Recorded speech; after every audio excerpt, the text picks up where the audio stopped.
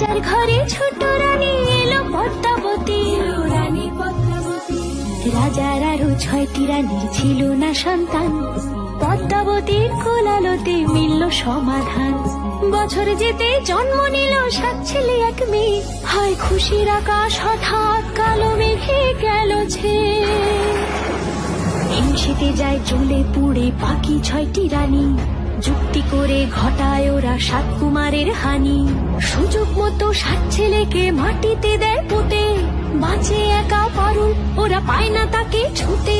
ধাইমা বাজায় সেই মেয়েকে বড় করে তোলে, 7 ভাইকে পায় যে পারুল 7টি চাপা ফুলে। এত কিছুর পরেও রাজার বিপদ যে কাটে না, সূর্য নগরে সুখের সূর্য আর ওঠে না। হিংসা বিবাদ বিচ্ছেদ আর প্রেমের কাহিনীতে পারুল বোন কি পারবে 7 ভাই চম্পাকে জাগাতে?